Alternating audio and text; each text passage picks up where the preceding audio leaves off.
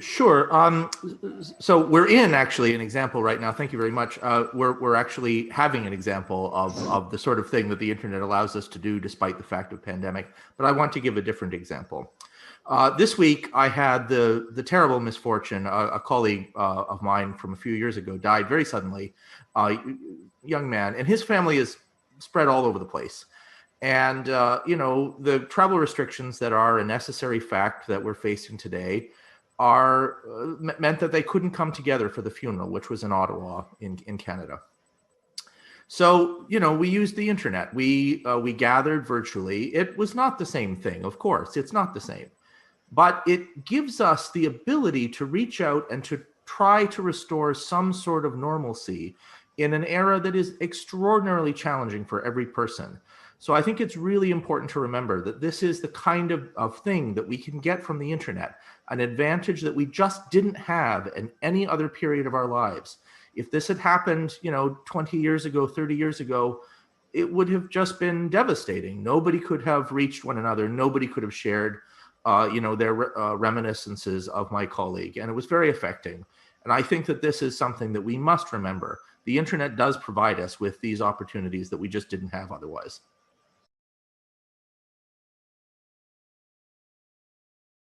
Thank you. I think this is the heart of the question, at least from my point of view, because the internet has been obviously super important in human development since it burst on the scene and in recent years. And it's been super important for us during this pandemic. And I think this is because of some basic qualities that the internet provides. The internet is an unusual technology. We talk about it as though it's a single thing, but it's made up of many different networks. It's made up of individual networks that are operated according to the individual priorities of those individual network operators. But it uses this common underpinning that is the way in which all of these different networks collaborate with one another. And this collaboration turns out to provide certain advantages that no other networking technology has provided. And we at the Internet Society, we like to call this the internet way of networking. It provides these mechanisms of decentralized control, of shared building blocks, little building blocks that can be reused for other purposes.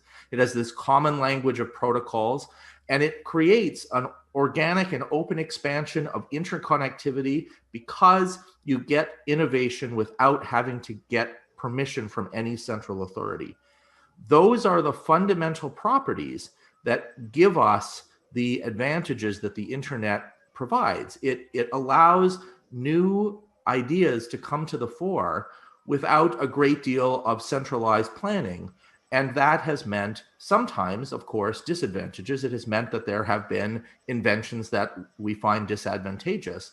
But it also means that it gives us the freedom to deliver new opportunities and new social development and new economic development for people. It's what has allowed us to develop a technology that allowed, for instance, the example I was talking about earlier of the funeral that had to take place over the internet. What we're seeing is that because of the challenges that people are facing with the internet, gradually there's been a tendency towards different kinds of regulation, and those different kinds of regulation do not always take into account the special nature of the architecture of the internet. And that means that we could, by accident, lose the advantages that the internet brings to us.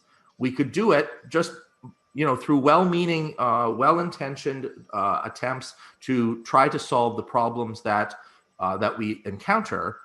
We could use the wrong tools for the job. Now, when we try to do physical development in the world, for instance, if you try to build a road or a pipeline or an airport or anything like that, we do an environmental impact assessment. Most societies do that in order to decide, hey, is this a good idea? And so the Internet Society has developed a similar tool for the internet.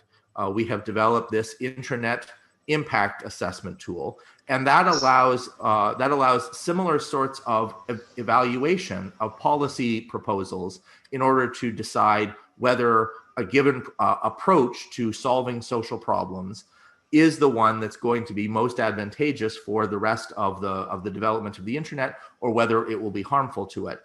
So that is a tool that can be used in order to ensure that social development can continue through the internet. There's no question that this is one of the most human technologies that has ever been invented. The internet is here because it's to connect people. It's not just to have some sort of fun technological toy. It's been successful because it provides us with all of these benefits. And we need to remember that, and we need to make sure that decisions that we take about how to develop it as things go forward do not undermine the very thing that has brought us all of these advantages. And that's the reason that I think we need to do those kinds of impact assessments whenever we try to make a policy that's going to affect the way the internet is, because otherwise we will lose the social development that we can get through the internet simply by getting out of the way of people who have a problem and they have an idea for how to solve it. That has been the history of the best parts of the development on the internet. And I think that that is the way we should continue forward, because the internet puts the power in the hands of the people who have the problem. That's the best place to solve those problems.